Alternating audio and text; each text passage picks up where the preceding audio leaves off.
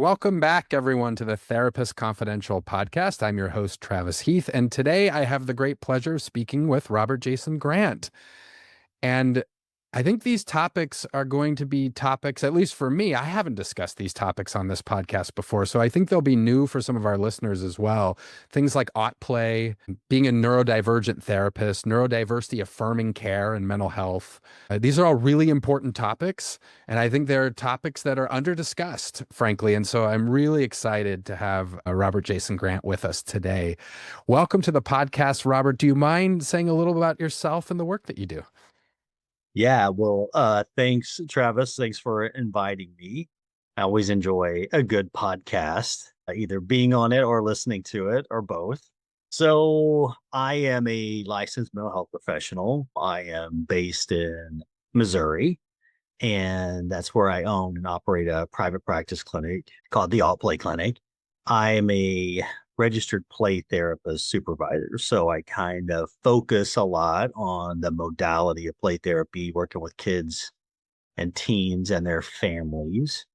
And we have a specialization in the clinic where we work with a lot of neurodivergent children and teens and families.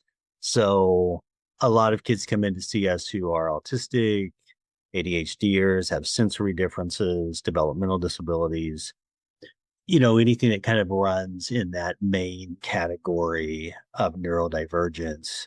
And then, of course, working with them on their mental health needs.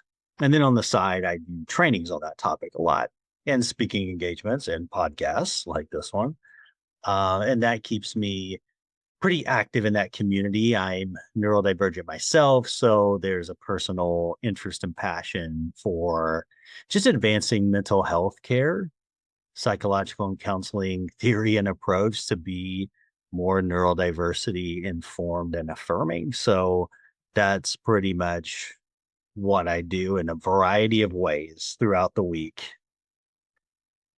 If I can, I want to start with this idea of neurodiversity and one who is neurodivergent, because I feel like maybe a decade to 15 years ago, this was a term that I didn't hear all that much. Yeah, And now I'm hearing it a lot. I'm wondering if we can start from a place of trying to identify what neurodivergence is, because I hear a lot of people using that term or saying I'm neurodiverse, and I'm not doubting their accounts, but it just seems like it's a term that's being used more and more. And I want to try and understand it how you understand it. sure. Well, I will explain it the way that the people before me who created it explained it.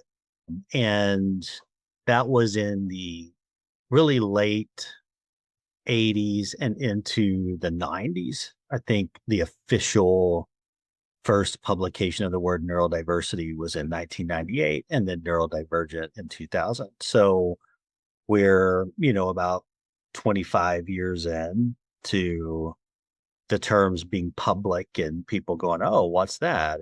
So neurodiversity was just a global term that was created really by a group of autistic and what we call other neurodivergent professionals who were discussing basically navigating society and the challenges of it and talking about, yes, there are times we have support needs where we might need a certain therapy or accommodation, but why are things that we do that are just differences? They're not like deficits, they're not problems, they're just different ways of navigating, getting pathologized.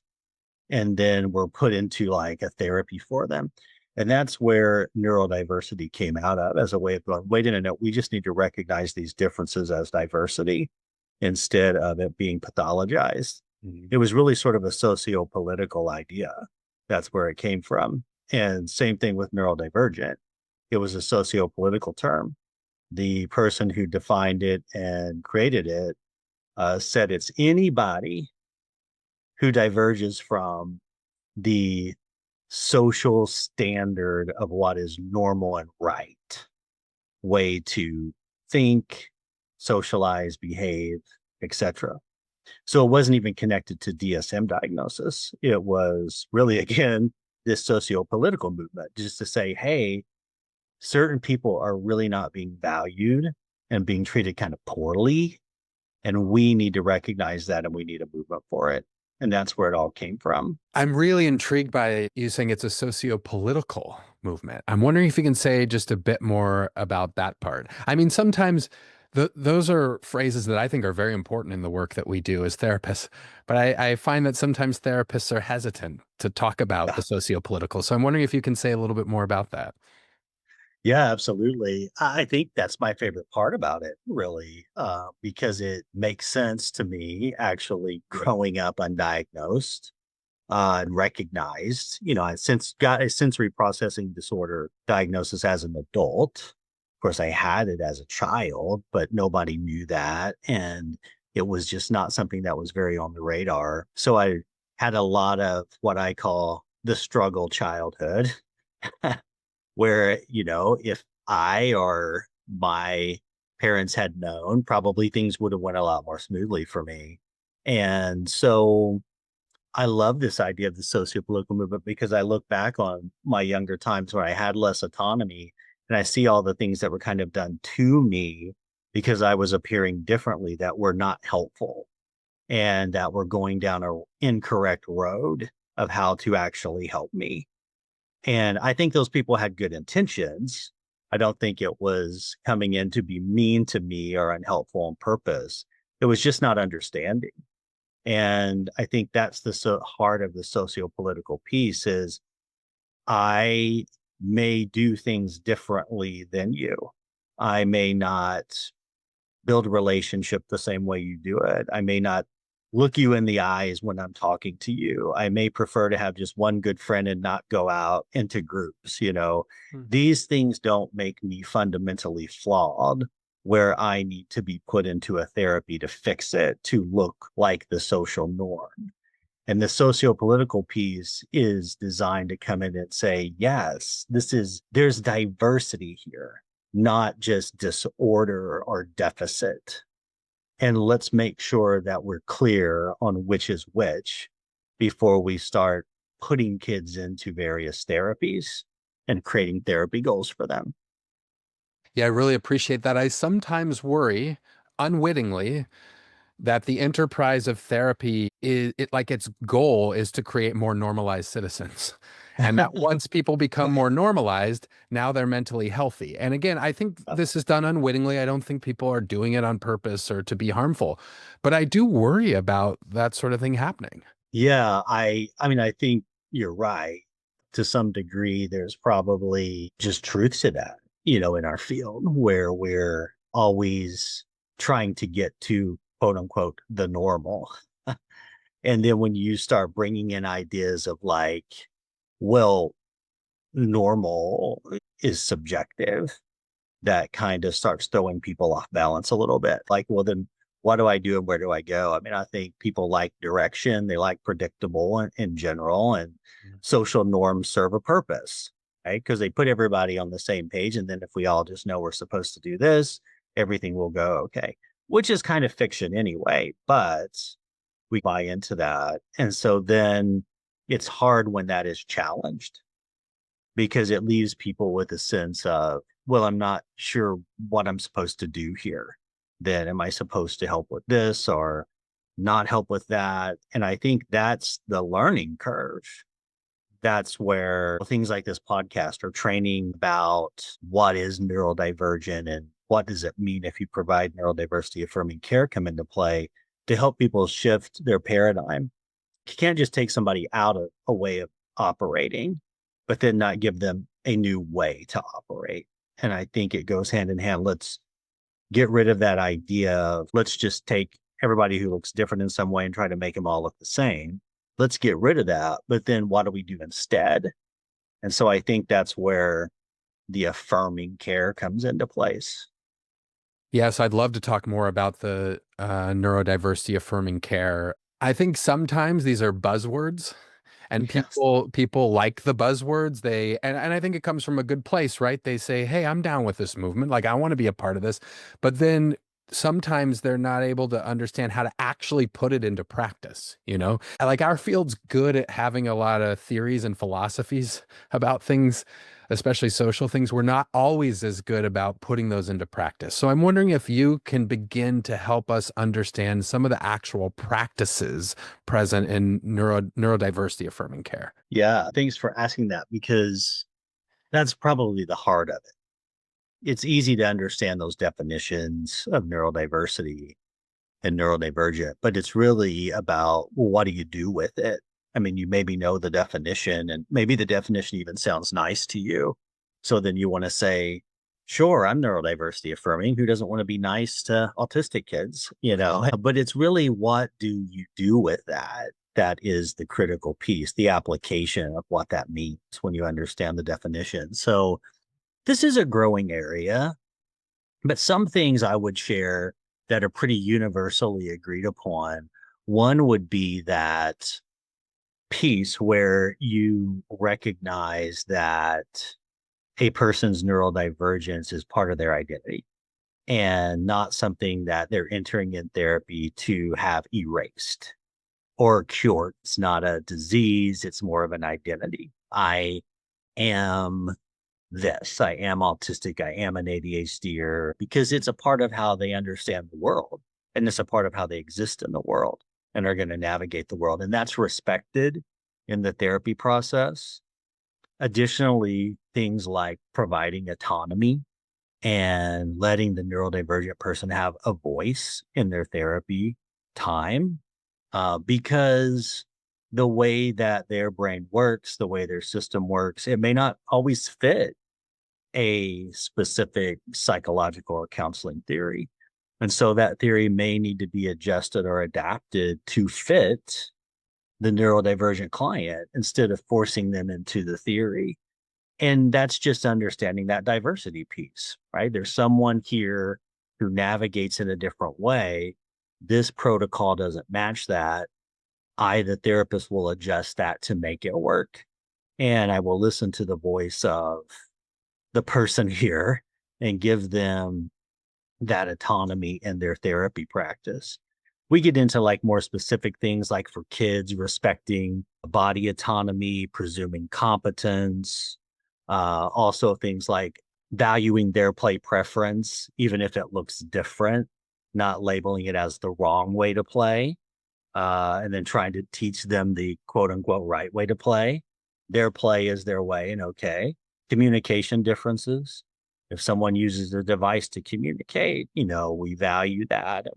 We honor that. You know, it's really about recognizing these pieces that are who they are and how they navigate and truly appreciating that, recognizing it as their way and working with them of with who they are instead of that's wrong, that's wrong, that's wrong, and it needs to look like this. The heart for me when a child comes in is their mental health.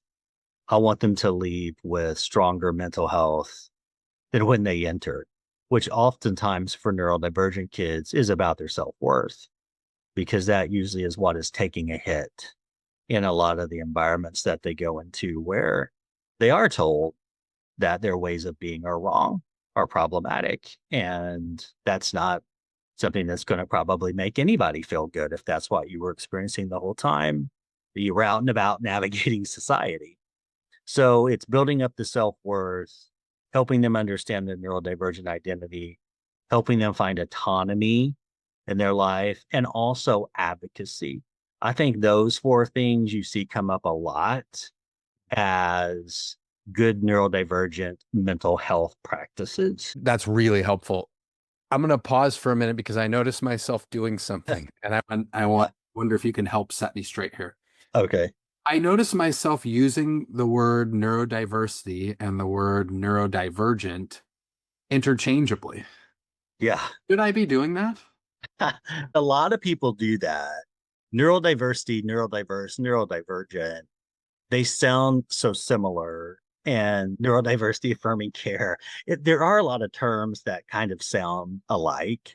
And so I think it's easy for people to interchange them when they use them. Neurodiversity does not represent a single person. It's a global term like racial diversity. Mm.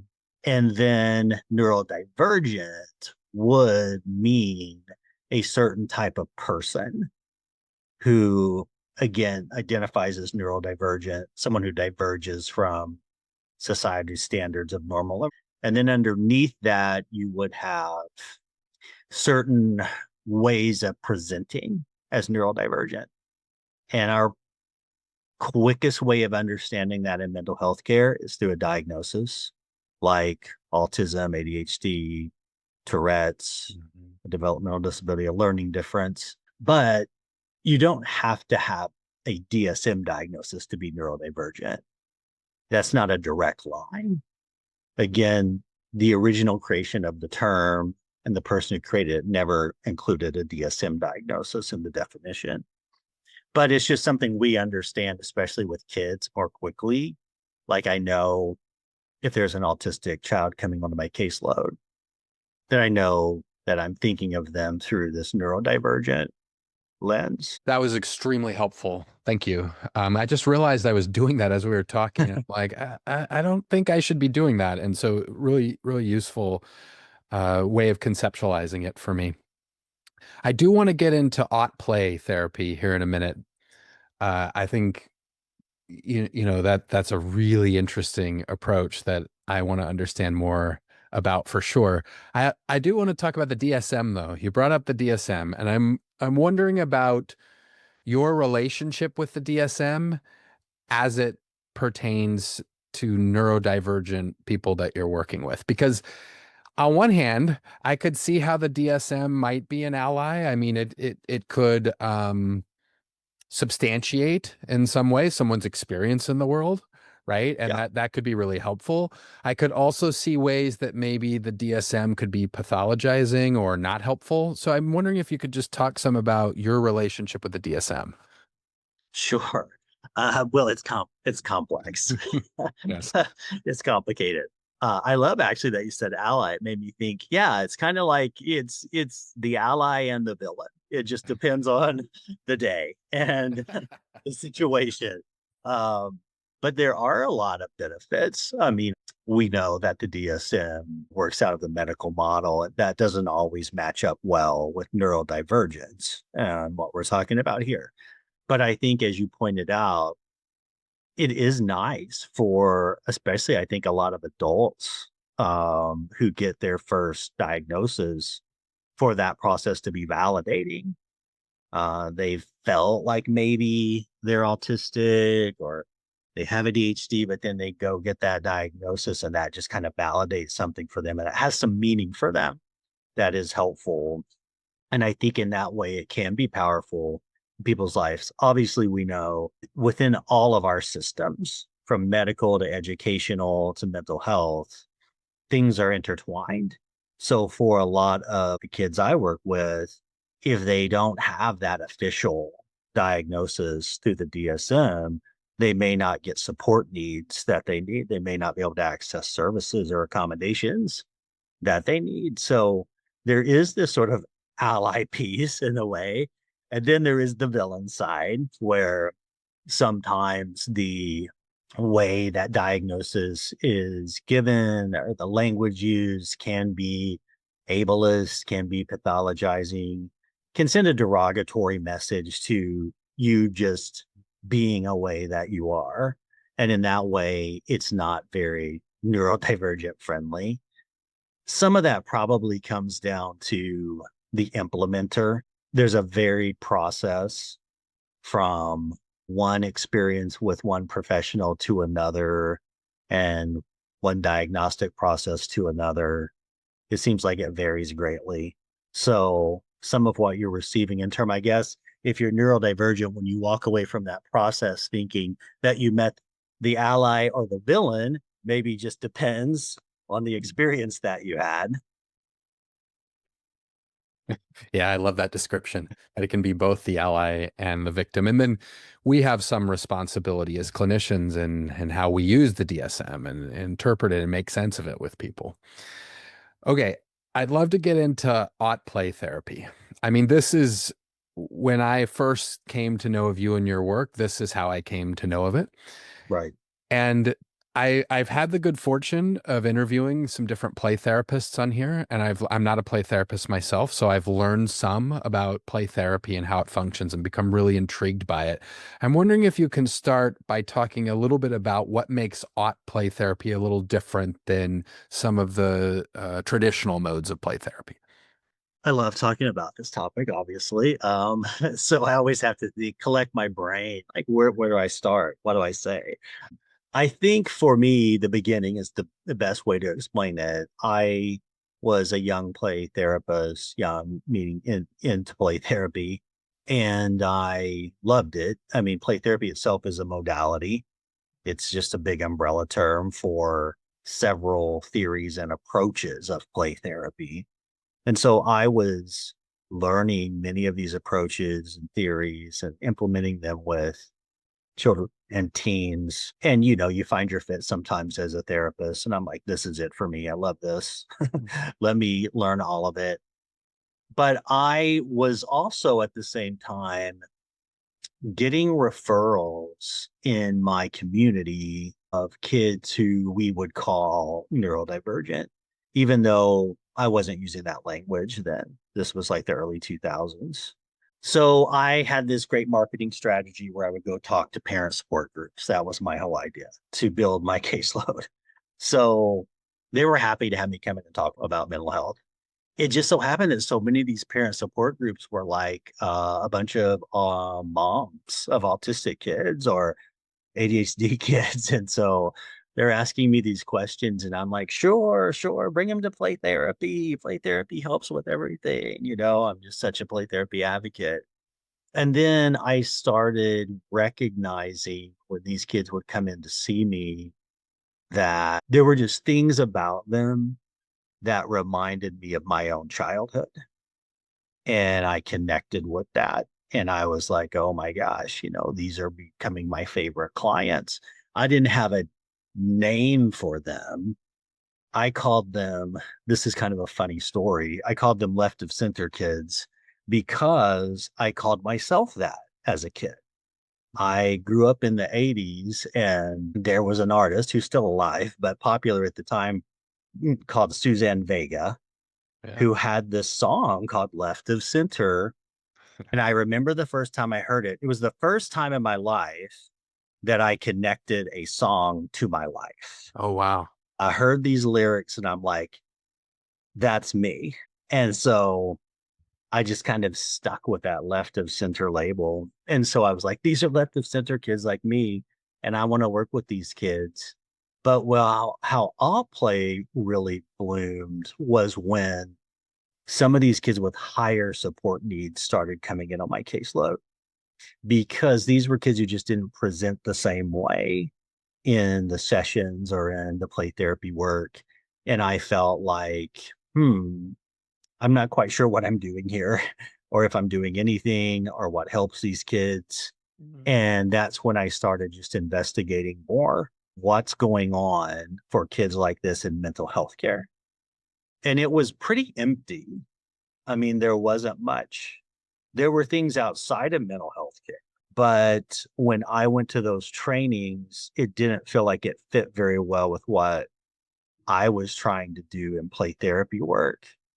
And so that really started me kind of looking out, well, what can I integrate? My brain is always like integrative therapy. I love just pulling stuff in. So, what can I integrate from play therapy theories and approaches to work with these kids and families to meet what they need help with? And I really just started putting together my own little protocol based on that. That was the end game, Travis. There was no play books or trainings to come. I was like, all I'm doing is just for me and my clients here. But the play therapy community are the ones who really supported me. From the association to play therapy down to my colleagues, they were like, what are you doing with these kids? We want to know. We're interested. So I started saying, well, I can just do a training on what I do. I have no empirical evidence for this, but I can tell you what I'm doing that I've been having good results with. And that's how it's all started. And then it just kind of took off from there and grew. But the whole idea behind AutPlay Therapy is it's not a theory or an approach. It's a framework to overlay on to your theory or approach for how to stay neurodiversity affirming as you're working on your mental health goals with your neurodivergent client. Everything from what is an affirming mental health goal to how do you execute it for this client in a way that stays affirming. And then how do you bring in those, what we call them is all the time goals, which is building up the self worth, identity awareness, self advocacy, and autonomy. Oh boy, yeah, there's so much there. First, I admire and appreciate how you sort of built this thing, you know? Like there wasn't a definitive resource for you to go find about AutPlay. I mean, Right. you sort of had to create it. And I want to get an even better understanding of what this might look like in practice. I think that and you can tell me if I'm wrong, just listening to you talk, I imagine that this isn't a manualized approach. You've already given us some like foundational aspects of the work that you're doing and how you understand it. But I'm guessing this maybe looks a little bit different from child to child. Correct. Absolutely right. It's a diversity training. I mean, that's the heart of what it is. And the books are about understanding a diverse population. It isn't a manualized protocol like, oh, I've got an autistic child on my caseload. Here's steps 1 through 10 of this protocol, of this Right. theory, because that doesn't tend to work very well, not across multiple neurodivergent kids. I mean, it may work fine for one, but then it may not work for the next client you have coming in. And that's part of neurodiversity. That's why it's diversity. And so the alt play framework teaches about that. How do you recognize and understand this diversity that's now in your office, your playroom, and how does that affect the work you're doing with that child and the theory or approach that you are implementing with that child?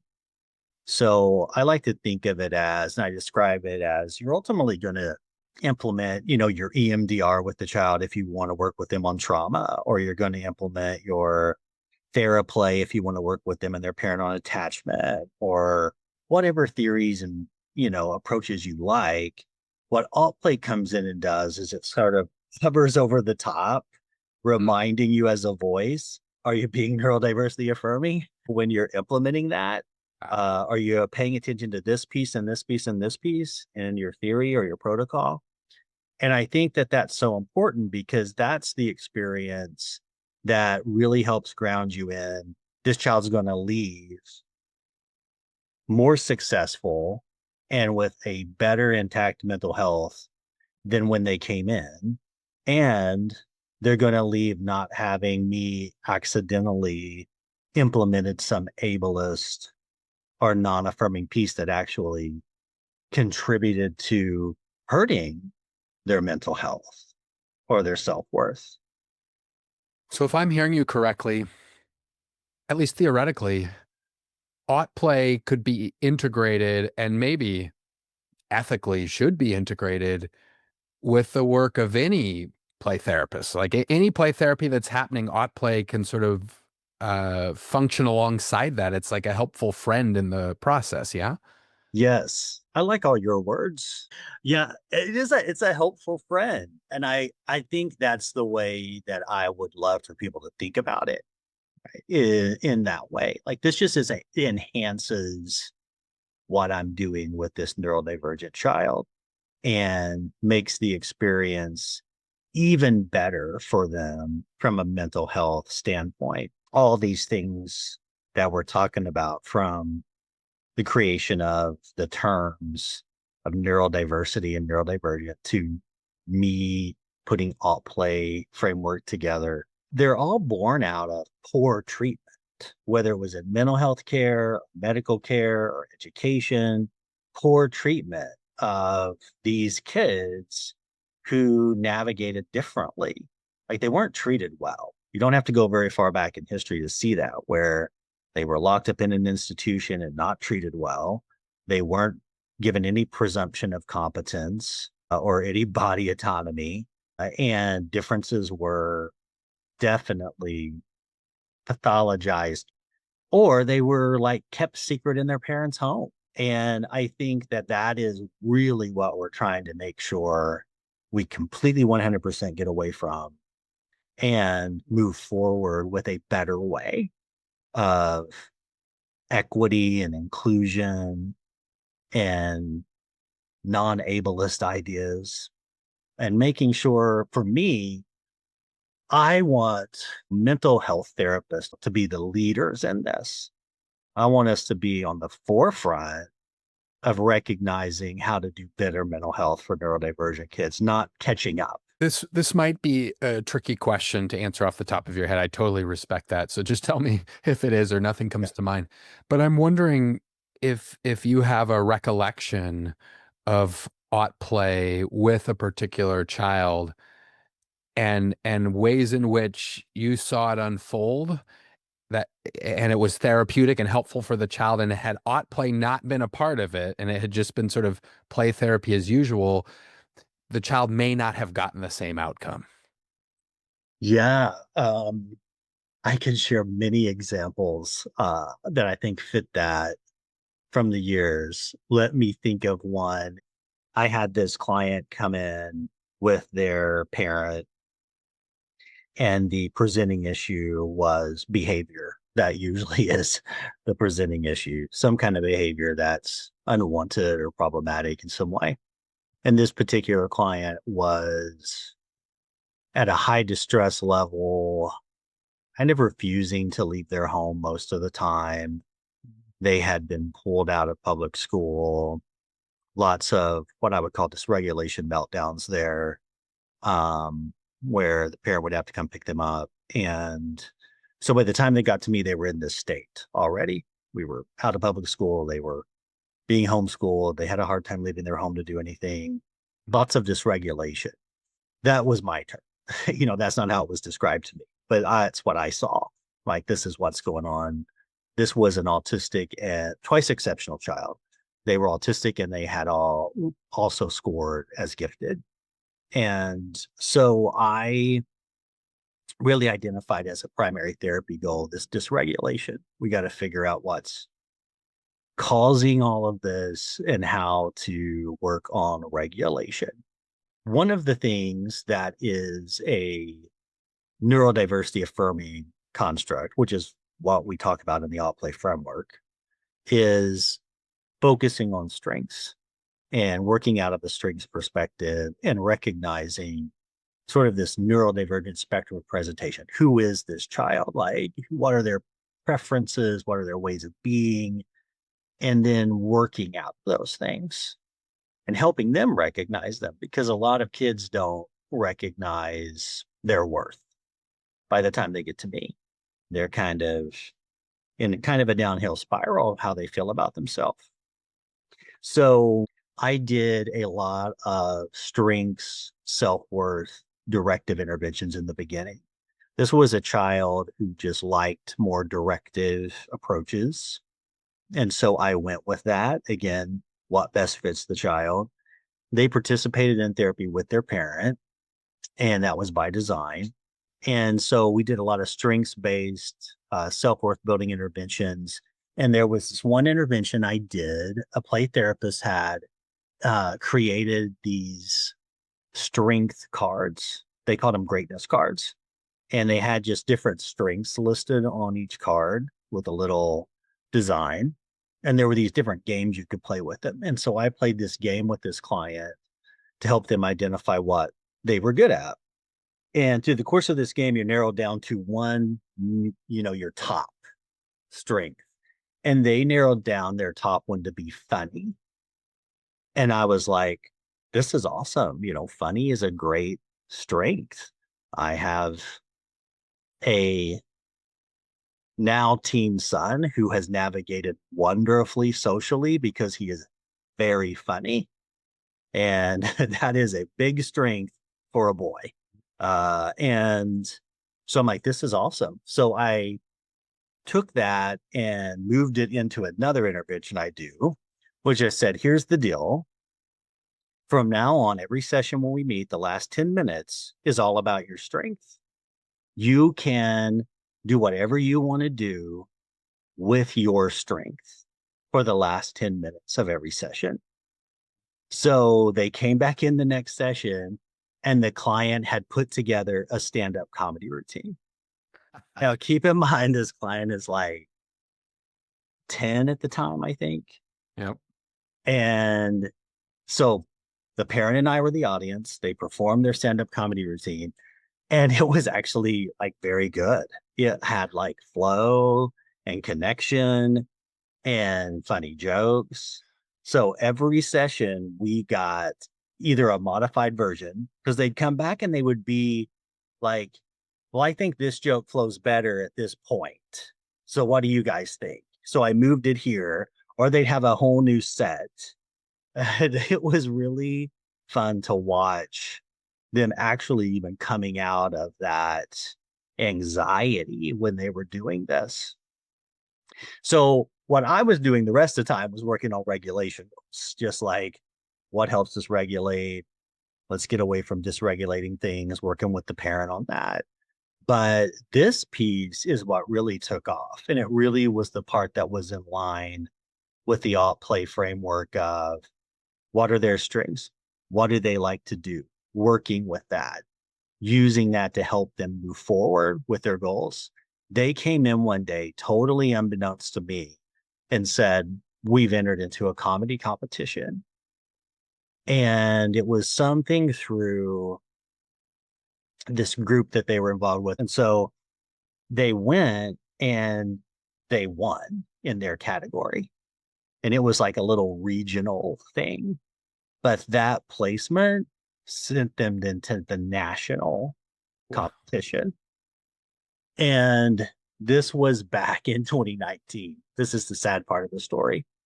So the national competition was in 2020. And of course, it got canceled because of the COVID outbreak.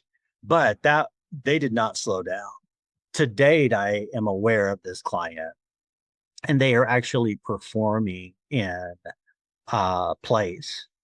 Usually they're playing a comedic role. And they also now, I think recently, they're with an improv group doing comedy for shows. Of course, along the way, they got back into school, which wasn't even really my goal that they go back to a public school, but they did. They did, and they did well. And they graduated. And of course, they got comfortable leaving the house. I mean, there were some other things we fine tuned in there and some other things we worked on, but that piece and staying in that kind of affirming mindset about that was so huge in the outcome for this client. And I think that that's what we're going for. That's what we want to see. There was never a goal to say you shouldn't be autistic. And there was never a goal to say, you shouldn't be gifted. Actually, all along the way, we talked about that in an affirming way. This is just who you are. This is how you navigate. You just need to understand that about yourself. And we did do some advocacy work. I do remember that. And this child was actually pretty good at advocacy work. They kind of picked up on it very quickly, and understood the idea and how to do that even for themselves. And the parent was good at that too. So I think they maybe had already worked on some of that before they came in to see me. So that's sort of it in kind of like a little capsule. Oh gosh, I adore that story for so many different reasons. One thing I want to check in on when you say advocacy work, do you mean advocating for themselves and their identity, or the parent advocating on behalf of them? Both. Um, with kids, it's tricky because we don't expect, a 7-year old to go into a school and advocate for themselves. Sure. I mean, if they can, that's fine, but we definitely expect the parent or caregiver to be the advocate for them. But we want kids to learn how to do that as much as they can. And in play therapy, I would say in most play therapy theories and approaches, kids have space to advocate for themselves. That's a nice just element of play therapy work in general. And I think that becomes just more important the older they get. And of course, once they're an adult, currently in our society, they're probably going to need to advocate for themselves. One of the aspects of the story you shared I appreciate most is how you provided space for the strength to actually come alive. Because I feel like a lot of times clinicians, especially nowadays, they'll do something with regard to strengths, but it almost feels like they'll talk about strengths. And then, I've had colleagues of mine that compare it to like if you write a strength on a sticky note and then you put it on their shoulder, well, that thing's going to fall off in half an hour. It'll last an hour if you're lucky, right? So it doesn't Yeah. stick. But often what makes it stick is there become stories and Mhm. experiences where the strength, where the person, in this case, the child, is actually it's not just a word anymore. It's an embodied experience. They're like, oh yeah, I do have this strength. Because we've all experienced that thing where someone, and often when we were younger, someone with authority or an adult would say, oh, hey, you have a strength in this, kind of. I'm doing the thing where you punch someone lightly in the shoulder. That's no good for a podcast, but just so you can see what I'm doing out there. But you know, that often doesn't feel good Mhm. because it can feel disingenuous, even if it's not. And so what I love about what you did is you provided a space for that strength to actually come to life so the child could experience it and feel it.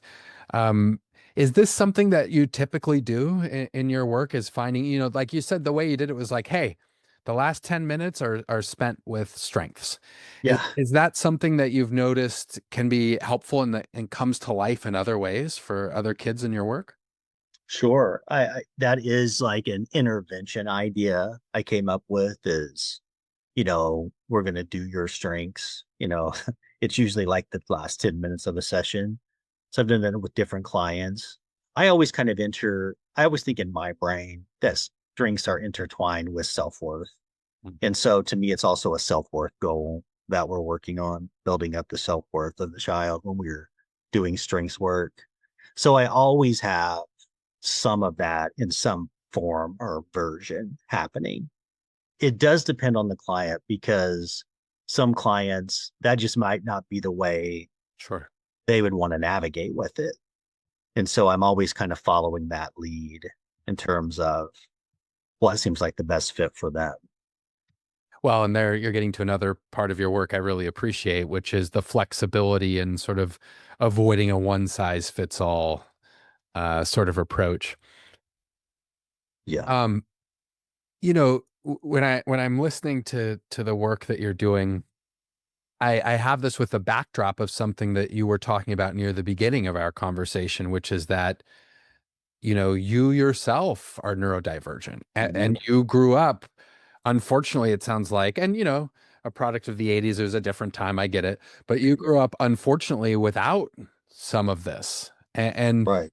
I'm wondering if you can talk some about your experience as a neurodivergent person and as your remembrances of being a neurodivergent child and how that experience shows up in the work you're doing now as a therapist.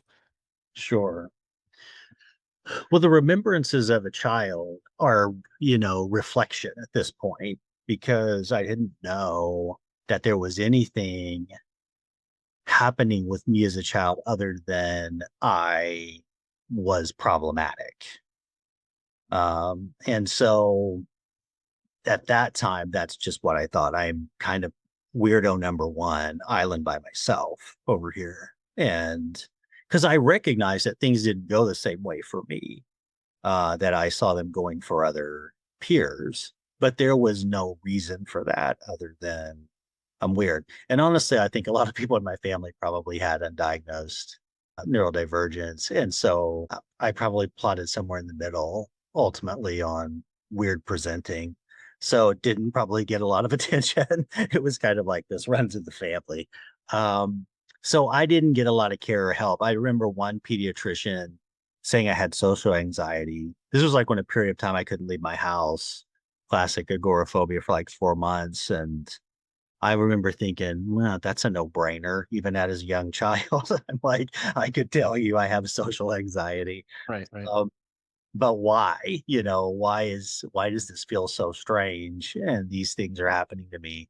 So childhood was just kind of a struggle and a mess. I guess I had a level of resilience, but I also spent a lot of time by myself.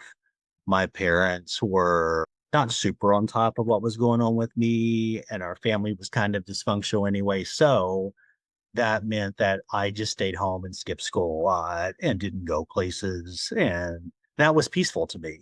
That was sort of like a solution in my child brain. But when I got older, it's when I really started to, well, I remember the first time I read about SPD, and I thought, what in the world? Someone's writing about me, someone's writing about my childhood. And so that really jump started a lot of understanding myself as a neurodivergent person and understanding my sensory issues, getting a diagnosis, then looking back on my life and seeing how things made sense. Maybe a bit of validation, like we were talking about earlier, but mixed with also some grief and mourning because there was a lot of processes of, wow, this would have been nice to have known back then. I think this would have saved me some heartache. Mm. So, anyway, today it just feels very natural to me to connect with kids who were like me when I was a kid and to try to help them have a smoother experience than I did. And I love that part of my work. I mean, that's kind of a calling part of my work that I really appreciate. And there are kids who come in and I'm like, wow, you're living my life when I was a kid. And then there are other neurodivergent kids who come in and their neurodivergence is nothing like mine. Mhm. And that's that neurodiversity piece.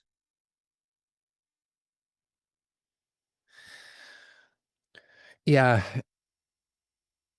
If you could, influence formalized training in graduate schools, for example, what changes might you make to the curriculum? Like what would you want to be done differently to make sure that perhaps clinicians, the next generation of clinicians, were having a more proper understanding of neurodiversity and neurodivergent affirming care? Ooh, that's a big question, Travis. I think, probably the easiest answer is a course on the topic, or at least it incorporated into the coursework. I think the way that I conceptualize it is, and I'm going to broaden this out of neurodiversity because I think Yeah. it deserves that part of the conversation to be had. I think diversity issues should be incorporated into every class. And I think that that's just a part of what should be understood. Like, hey, I'm going to teach you ABC, but let's talk about ABC from a diversity standpoint. How does it still look the same or how does it look different?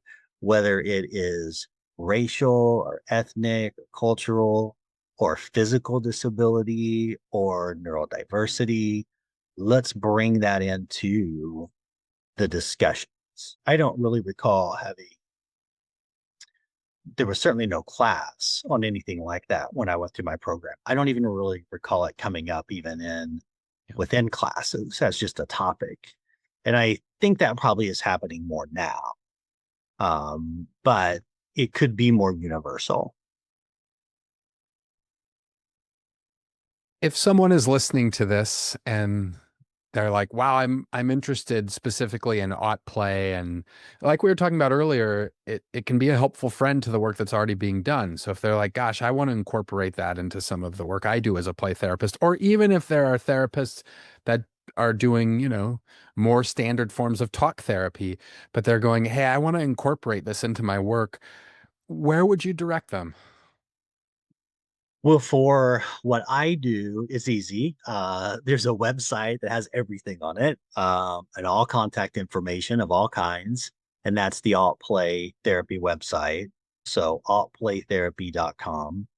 That would be the best place to go for trainings, books, connecting with us on social media, email, all that stuff is there.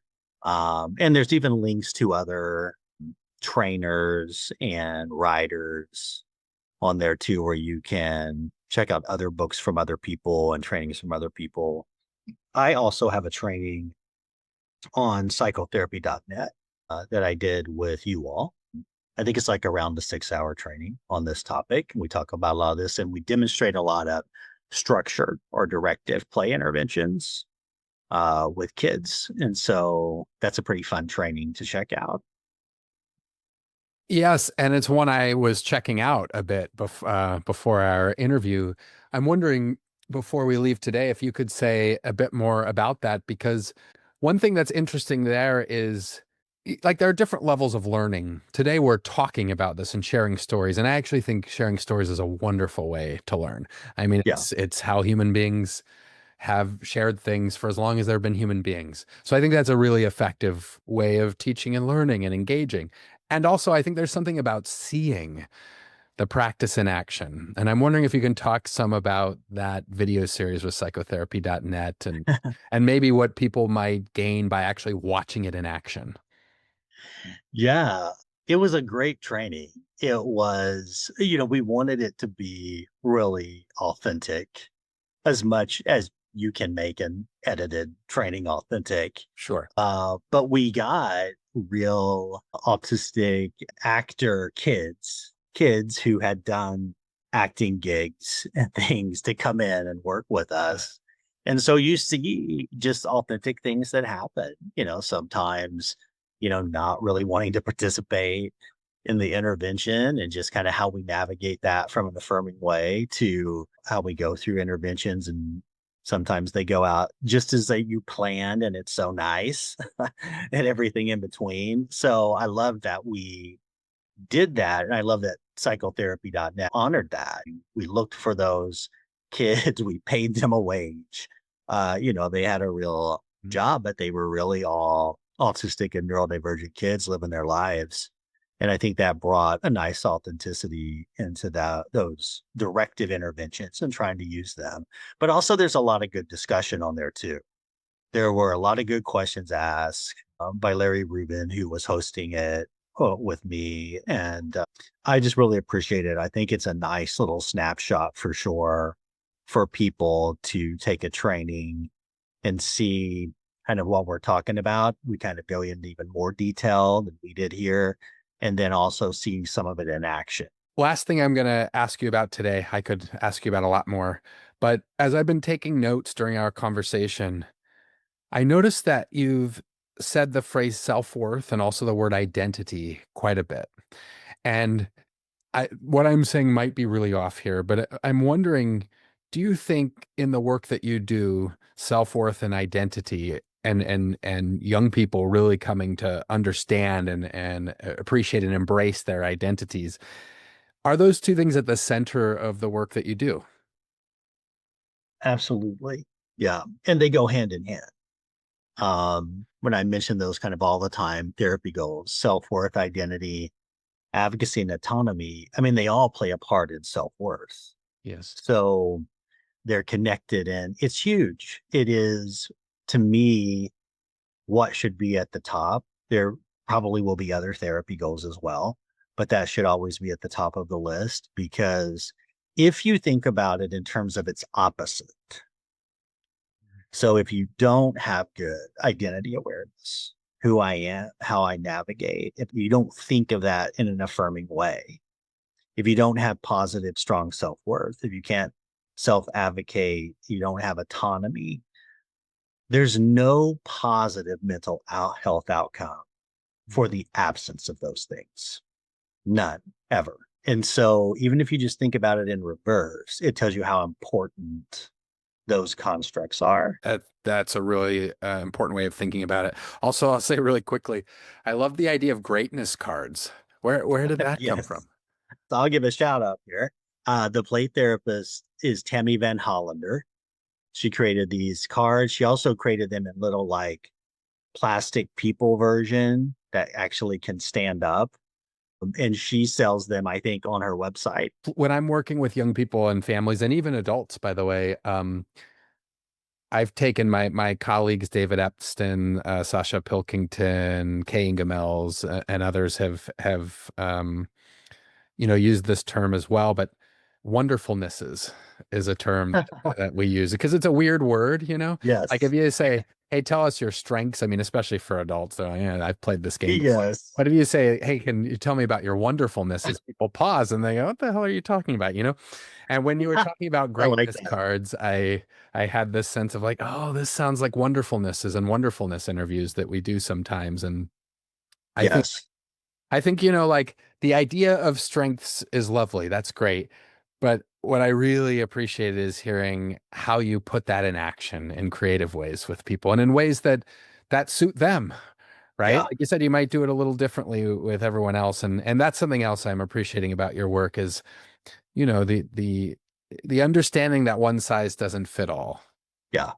And there's something to me that's really beautiful about this work. And of course, can be intimidating when people are first coming into the field. It can feel nice and comforting to have a script that you can follow and all of that. And Yes.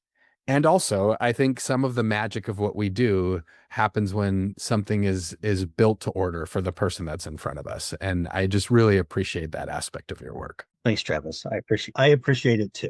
And I appreciated this conversation. It was really fantastic. I hope we're able to do it again soon. Thanks for the resources, for people listening to this who want to explore it more. And thanks for taking an hour out of your day to be in conversation.